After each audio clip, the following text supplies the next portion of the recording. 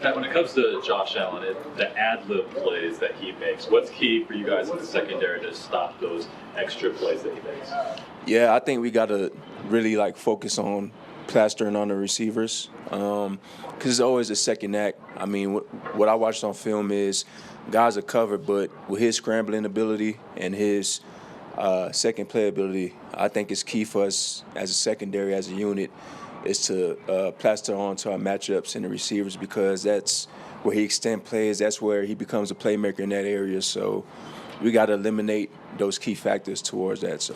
Pat, you were named an All Pro by the NFLPA, so your players voted you that. What does that mean for the players to recognize you as the best cornerback in the NFL?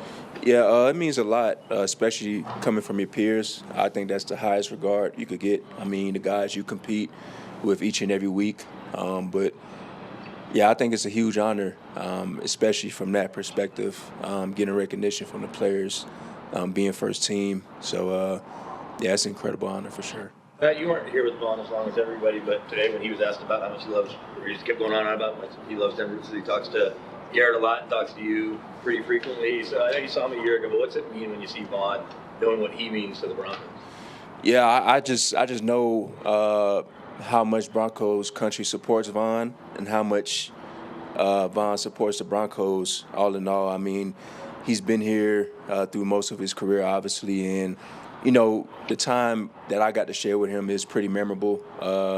You know, us just chatting, him bringing me in as a young rookie, teach me the ways how to go about things. You know, it's pretty awesome to see that and experience that. And I know Vaughn holds a special place in his heart with Broncos Country, and because you know he's won his Super Bowls here, all his accolades come from Broncos Country, so it's going to be a huge game for him. I believe, but I'll tell him this now, like, it's our time to shine now. You know, he had his time earlier back in his days, but it's our time now. So, but it's going to be good catching up with him and seeing him. So, Pat, I know it's a different level, but can you look back at your time at Bama and playing in playoff games there in terms of the prep or knowing what that stage is going to be like this week? Yeah, you know, it's pretty, familiar with me, playing in big-time stages like this.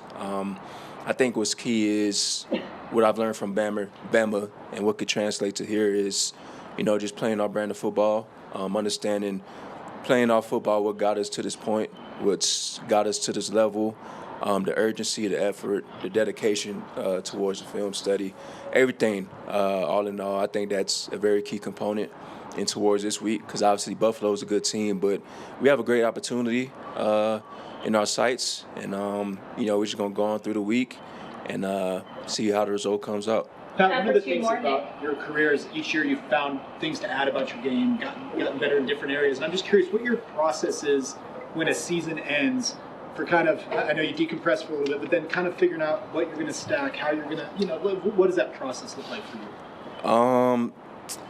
Shoot, honestly, relative towards the end of the season, like you said, I try to decompress, really focus on recovery. I think that's the main thing. I mean, 18 games, 20 games, you know, that's just a long season in general, especially for football. It's a lot of wear and tear on your body, so recovery is very fundamental to my off-season regimen. And I think I stay on top of that, then take a month, 2 months off, and get back into, you know, lighter activities as the weeks go by. So that's just my, you know, program and how I work from there. Last question. Pat, do you feel like underdogs to this game? You know, I wouldn't necessarily say that. I think it's any given Sunday at the end of the day. I mean, it's playoff football. You know, everybody's 0-0. I don't think there's no true meaning of underdog, especially in this atmosphere that's coming up. So, you know, we got a great opportunity in our sights, and we just going to go out there and play our brand of football.